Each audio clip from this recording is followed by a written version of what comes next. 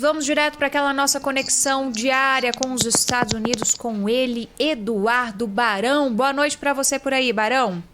Olá, Isabel. Boa noite para você, boa noite para todo mundo. Hoje, finalmente, a Pfizer entrou com aquele pedido, né, junto ao FDA, o Food and Drug Administration, que é a Anvisa aqui dos Estados Unidos, para que haja a liberação da distribuição da vacina por aqui.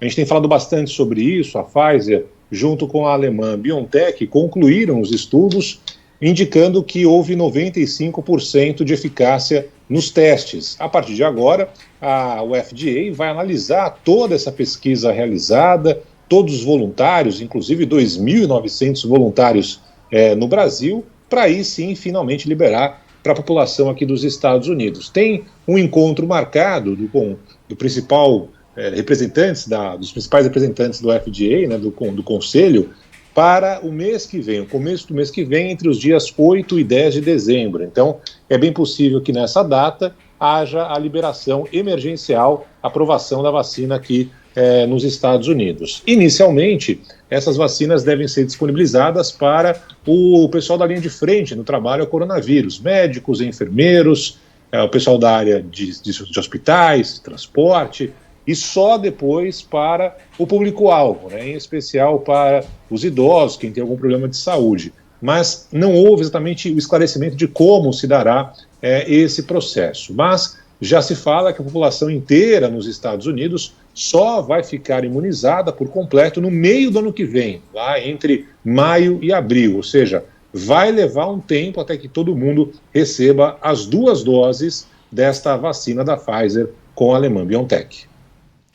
Pfizer, que na fase 3 os estudos já mostraram que é uma vacina com 95% de eficiência na prevenção ao coronavírus, uma resposta imune aí, muito aguardada, vai vir de presente de Natal para os americanos aí, pelo visto, né, Barão? Enquanto isso, os dados de coronavírus continuam gerando aí sinais de alerta. Em que ponto que está a situação por aí? Escolas em Nova York, aliás, voltaram a ser fechadas, né, Barão?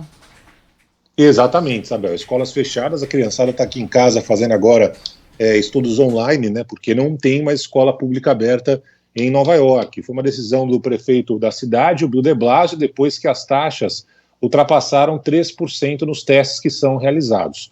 A situação é dramática no país. Os números são os maiores com relação aos casos, batendo recordes diários. Hoje já chegou a 187 mil o número de casos. Número de mortos chegando próximo de 2.000 pessoas mortas, 1.962 pessoas mortas, ou seja, é uma situação desesperadora. A gente fala da vacina e não vai ser do dia para a noite, né? Mesmo com a aprovação no começo do mês que vem, até chegar em todo mundo, a gente está falando do meio do ano que vem.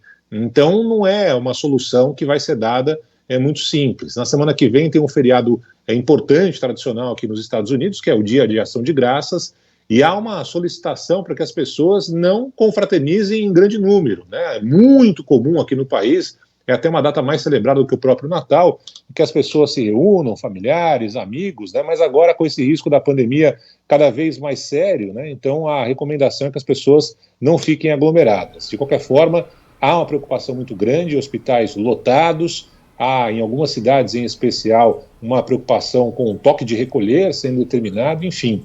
É um cenário bastante preocupante, viu? Ô Barão, em alguma perspectiva aí de uma injeção na economia dos Estados Unidos, algum novo auxílio aí para a população americana? Danilo, continua a discussão no Congresso americano, já faz um tempo, né, para a aprovação de um novo pacote de auxílio à economia dos Estados Unidos. A gente sabe muito bem que a situação aqui não é diferente daí do Brasil, né, onde há, nesse momento, muitos lugares que estão fechando as portas por falta de público, né? Então é fundamental que seja aprovado, mas foi tudo muito difícil por causa da eleição americana, essa briga entre democratas e republicanos, e até agora não houve consenso no Congresso dos Estados Unidos. Então, por enquanto, continua tudo no ar. Nessa semana foi divulgado um novo número de desemprego que subiu aqui no país, a quantidade de pessoas pedindo justamente esse auxílio, né? Então é também algo que preocupa e preocupa muito a economia dos Estados Unidos nesse compasso de espera até que finalmente esse pacote seja anunciado. E seria algo positivo para finalizar esse apagar das luzes da gestão Trump, né? Deixar alguma espécie aí de legado, de certa forma, pelo menos na economia, que era o forte do Trump, e as pessoas que apoiavam o Trump usavam bastante essa argumentação da linha da economia para fazer a defesa dele também, né, Barão? É verdade, a economia americana vinha muito bem, obrigado, eram os menores níveis de desemprego da história antes da pandemia, e era o grande cabo eleitoral do Donald Trump. Com a chegada da pandemia, tudo mudou. O cenário aqui da economia dos Estados Unidos é outro, então o número de desemprego cresceu, chegou a ter 40 milhões de desempregados por aqui, muitos estabelecimentos fecharam. Hoje, Nova York é uma cidade completamente diferente. Quando vocês vierem para cá, quando algum ouvinte da Rádio Bandeirantes voltar aqui para Nova York, vai ver uma outra cidade. Tem vários estabelecimentos fecharam, escritórios, andares inteiros estão sem aluguel, enfim, é uma outra cidade. E essa situação aqui de Nova York se repete em outras partes dos Estados Unidos. Então, a economia que vinha muito bem no governo Donald Trump acabou encontrando no caminho o coronavírus. E aí a situação mudou significativamente, não só na economia, como no cenário político, a ponto de ele perder a eleição presidencial por aqui.